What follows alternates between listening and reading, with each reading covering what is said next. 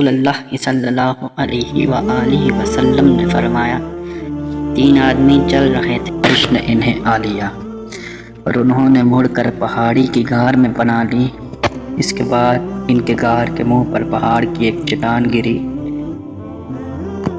اور اس کا منہ بند ہو گیا۔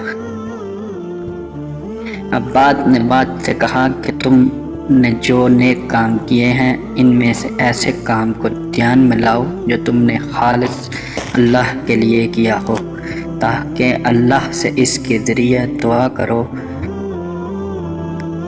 ممکن ہے وہ غار کو کھول دے۔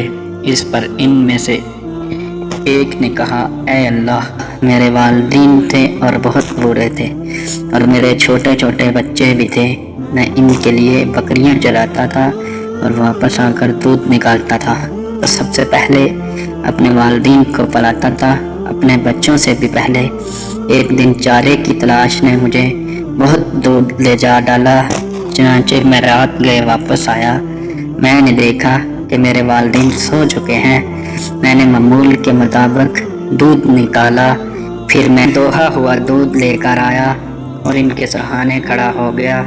میں گوارا نہیں کر سکتا تھا کہ انہیں سونے میں جگاؤں، اور یہ بھی مجھ سے نہیں ہو سکتا تھا کہ والدین سے پہلے بچوں کو پلاؤں۔ بچے بھوک سے میرے قدموں پر لوٹ رہے تھے اور اسے کشمکش میں صبح ہو گئی۔ بس اے اللہ، اگر تیرے علم میں یہ کام میں نے صرف تیری رضا حاصل کرنے کے لیے کیا تھا تو ہمارے لیے کشادگی پیدا کر دے کہ ہم آسمان دیکھ سکیں۔ اللہ تعالیٰ نے دعا قبول کی اور ان کے لیے اپنی کشادگی پیدا کر دی، وہ آسمان دیکھ سکتے تھے۔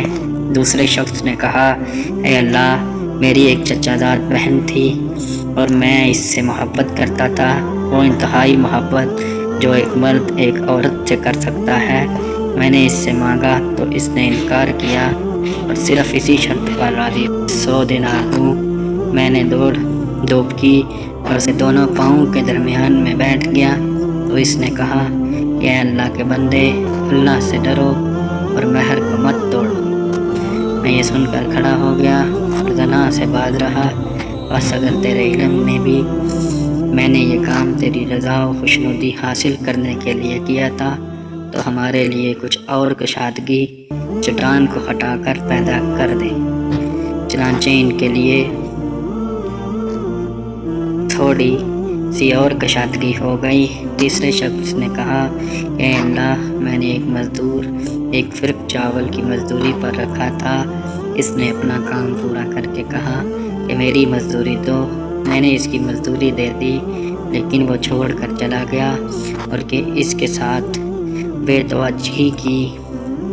میں اس بچے ہوئے دان کو بوتا رہا اور اس طرح میں نے اسے ایک گائے اور اس پر چرواہا کر لیا۔ پھر جب وہ آیا تو میں نے اس سے کہا کہ یہ گائے چرواہا لے جاؤ۔ اس نے کہا، اللہ سے ڈرو اور میرے ساتھ مذاق نہ کرو۔ میں نے کہا کہ میں تمہارے ساتھ مذاق نہیں کرتا، اس گائے اور چرواہے کو لے جاؤ۔ چنانچہ وہ انہیں لے کر چلا گیا۔